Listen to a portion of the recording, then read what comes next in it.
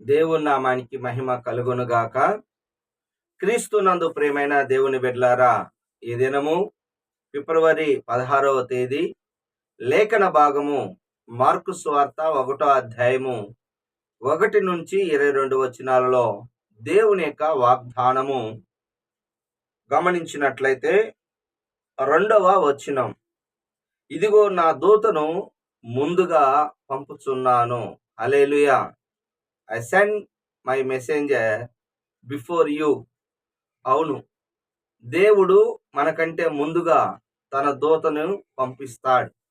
మన కష్టాల్లో కానీ నష్టాల్లో కానీ ఈరోజు నువ్వు రక్షణ పొందటానికి కూడా దేవుడు ఎవరొకరు సేవకుని సేవకురాల్ని ఒక విశ్వాసిని సిద్ధపరిచినట్లుగా ముందుగా దేవుడు మనల్ని మన కొరకు సిద్ధపాటు చేస్తాడు. అవునండి. మరి ఆదికాండం 45వ అధ్యాయము 5 నుంచి 8 వచనాలు గమనించినట్లయితే, మరి యోసేపు అధికారి అయిన తర్వాత వారి అన్నలు ఆయన దగ్గరకు వచ్చి దుఃఖపడుతూ ఏడుస్తున్నప్పుడు, మీరు దుఃఖపడవద్దు, బాధపడవద్దు, మనందరము ప్రాణరక్షణ కొరకు బ్రతుకున్నట్లుగా ముందుగా నన్ను పంపించెను. అవును, మనకైతే ఇప్పుడున్న కష్టాలు తెలియదండి. అది మనకు తెలియకుండానే కొన్ని రకాలైన గుంటల్లోను చెరసాలలోను బాధల్లోను వ్యాధుల్లో ఉంటాం. కానీ చివరికి దేవుడు మరి మరి ఒక అధికారిగా యోసేపును ఉంచాడు. అంటే ముందుగా మనకంటూ మనకేదైనా ఇవ్వాలి అంటే దేవుడు ముందుగా మన కొరకు మరి అనేక మందిని సిద్ధపాటు చేస్తాడు. హల్లెలూయా. గమనించినట్లయితే యోసేపు ముందుగా వెళ్ళటం వల్ల అక్కడ ఇజ్రాయేల్ ప్రజలకి మంచి శ్రేష్టమైన భూమితో పాటి వాళ్ళకి ఆహారమును దొరికినది. అవును, మన మీద చాలా మంది ఉద్యోగాల్లో కానీ పనుల్లో కానీ అసూయ పడే వాళ్ళు ఉన్నారు. దానియేలు మీద కూడా అసూయ పడి సింహాల బోన్లో వేయగలిగారు. కానీ దానియేలు గ్రంథం 6వ అధ్యాయంలో స్పష్టంగా రాయబడింది. ఏమని రాయబడిందంటే, రాజుగారు వచ్చి జీవం కలిగిన మరి దేవుని సేవకుడు అయిన దానియేలు, నువ్వు జీవించి ఉన్నావా అన్నప్పుడు రాజుగారు, మీరు చిరంజీవి అగును గాక, నేను నిర్దోషినిగా కనపడితిని నా దేవుడికి, అందుకే తన దూతను పంపి నన్ను రక్షించాడు. హల్లెలూయా. అవునండి, ఎవరికి దేవుడు తన దూతను ఉంచుతాడు అంటే, కీర్తన గ్రంథం 34వ అధ్యాయం 7వ వచనంలో, ఆయన యందు భయభక్తులు కలిగిన వారి చుట్టూ తన దూత కావలి ఉండి రక్షించును. అంటే కావలి ఉండి ఎప్పుడు రక్షిస్తాడు అంటే, ఒకటి భయభక్తులు కలిగి ఉన్నప్పుడు ఆయన మరి తన దూతను కాపలా ఉంచి రక్షిస్తాడు. రెండోది నిర్దోషిగా ఉండాలి.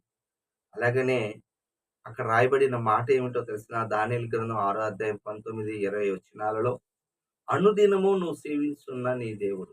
అవును, దేవుని యొక్క దూత మన కావలిగా ఉండాలంటే భయభక్తులు కలిగి ఉండాలి. రెండు, నిర్దోషిగా ఉండాలి. అనుదినం ఆయన్ని సేవించాలి. ఈ విధంగా ఉన్నట్లయితే దేవుడు మనకు ముందుగా మన యొక్క మార్గాన్ని సరళము చేస్తాడు. ఒప్పుకోవలసిన పాపాన్ని మనం చూసినట్లయితే 5వ వచనము, మరి యూదా ప్రాంతము నుండి యెరూషలేము దగ్గర నుంచి ఆయా ప్రాంతాల నుంచి మరి బాప్తిస్మిచ్చి యోహాను దగ్గరకు వచ్చి తమ పాపములు ఒప్పుకొనుచు యోర్దాను నదిలో బాప్తిసం పొందుతున్నారు.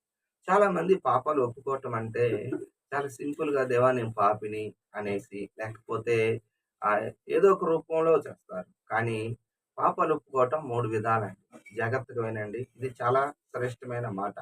లూకా సువార్త 15వ అధ్యాయంలో మనం గమనించినట్లయితే, మరి 18వ వచనములో మరి ఆ తప్పిన కుమారుడు చెప్తున్న మాట, బుద్ధి వచ్చినప్పుడు నేను పరలోకమునకు విరోధంగాను నా తండ్రి ఎదుటనే పాపం చేశాను.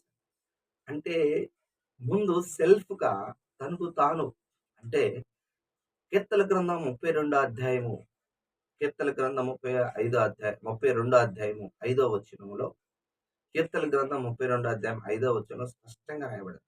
నా పాపమును నా దోషమును కప్పుకొనక నీ ఎదుట నేను నా పాపమును ఒప్పుకుంటున్నాను. మొదటిగా నేను పాపిని, నేను ఆ తప్పు చేశాను. First you must find your sin. అంటే నువ్వు ఫస్ట్ నీకు నువ్వుగా సెల్ఫ్ ఎక్స్‌ప్లెయిన్ చేసుకోవాలి. ఎక్స్‌ప్లెయిన్ చేసుకున్నప్పుడు ఎగ్జామ్ చేసుకున్నప్పుడు నిన్ను నువ్వు పరీక్షించుకోవాలి. 2 దేవుని ఎదుట ఒప్పుకోవాలి. 3 ఎవరికి వ్యతిరేకంగా చేశారో వాళ్ళ దగ్గర ఒప్పుకోవాలి. అవునండి. ఒక సేవకుడు ఇంటర్నేషనల్ స్పీకరు. ఆయన భార్యాభర్తల మధ్య పాస్టర్ అయినా, ఎవరైనా సరే చిన్న చిన్న పొరపాట్లు జరుగుతా ఉంటాయి. ఆ సేవకుడు, ఆ సేవకురాలు అంటే పాస్టర్ గారికి, పాస్టర్ అమ్మకి చిన్న వివాదం జరిగి, పాస్టర్ అమ్మగారు పాస్టర్ గారిని కొట్టిందండి. కొట్టినప్పుడు ఆయన అలిగి 3 రోజులు మీటింగ్‌లకెళ్ళిపోయాడు. మళ్ళీ ఇంటికొచ్చి బట్టలు సర్దని చెప్పి 4 రోజులు ఎళ్ళిపోయాడు. ఆమేమో దేవుడి దగ్గర పశ్చాత్తాపపడి, ఆయన దగ్గర ఒప్పుకోవాలని ప్రయత్నం చేస్తుంటే ఆయనేమో ఎళ్ళిపోతా ఉంది. ఆయనకొక కలొచ్చిందంట. దురాత్మలొచ్చి ఆయన ఆత్మని పాతాళానికి తీసుకెళ్తుంటే, నన్నెందుకు మీరు పాతాళానికి తీసుకెళ్తున్నారు అంటే, మీకు క్షమించే హృదయం లేదు. అవునండి.